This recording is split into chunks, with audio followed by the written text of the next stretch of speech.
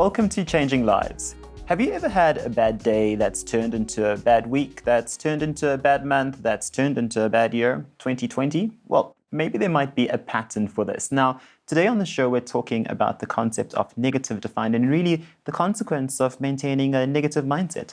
Absolutely. Now, we need to look at the definition of negative, which is stuck and resisting. Okay? Now, how could you possibly be stuck? Any ideas? In your thought process, Yes. just on move? Yes. Okay. So stuck in an old pattern. So we have looping thoughts in our brains. I'm going to lean a little bit more into the neuroscience today with all of these discussions. So when you get stuck, it's often I don't know how. So Simon Sinek talks a lot about why, and the why is incredibly important. I will never dispute that. I agree with it fully. But if you don't know how, it doesn't matter how many whys you have, you can't get started. You get stuck. So those days when everything goes wrong, where you get stuck on the door handle with your jacket or your scarf and you drop things and it's just, you smash your cell phone on the floor by mistake and everything just goes awry, okay? So those days can often happen frequently to you because you start having this memory reflux. It becomes the cycle in your mind, like things are going to go wrong and you anticipate what could be wrong rather than anticipating what could be right. So it's a mindset. It's the just in case mindset and worst case scenario mindset. But what often happens is if you use the worst case scenario all the time, it can really start debilitating you because it starts to create thinking patterns.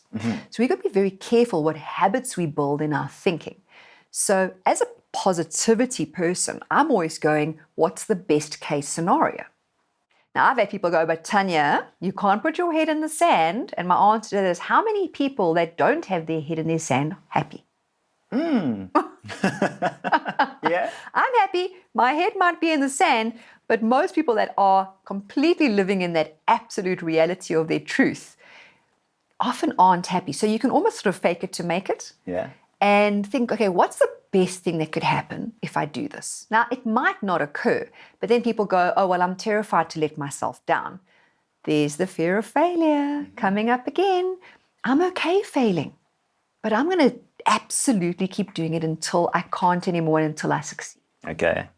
Can I just test something to see how well I've been listening over the last couple of days? Please. So I would then say that we've built these highways that you've referred to. Yes, neural pathways. Neural pathways with respect to our responses to each of these whenever something negative happens. Absolutely, 100%. Now, our natural state as humans is to be negative, is to be fear-based, fight, flight, freeze, amygdala, because back in the day when we didn't have shelter, we had to fear everything for survival.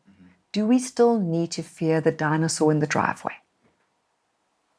Unless you're seeing it in your dreams. Absolutely. So here we've got this dynamic where we are fearing things that actually don't happen. So if you're looking at worst case scenario and you are fearing worst case scenario, you're creating those neural pathways to worst case scenario. So we want to try and look at best case scenario and be okay with potentially failing several times until we achieve it. What's the consequence of constantly being negative? The consequence of constantly being negative is that you will very much cement your negativity parts of your brain, and every thought that you have, everything you take in will just go directly there, and you end up in a negative space.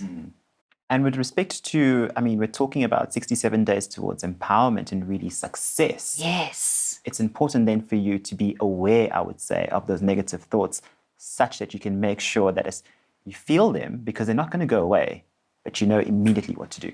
Truth, awareness, honesty, but lean to the positivity. So truth, awareness, positivity leads to honesty. There we go. And it's authentic and people buy authentic and you will have this amazing life experience. Okay, so Tanya, if we had to summarize this chat about negatively defined, what would you say? I would say that we have a tendency as a species to be negative, to be stuck, to be resisting, to fear change, and to have that as a premise. So we need to rather, instead of looking at what could go wrong, because we're really good at that, to figure out why we want it to go right, Simon Sinek, then to figure out how to do it, me, and then to take action with a positive mindset to achieve it. And there you have it. Thank you so much, Tanya. Thank you.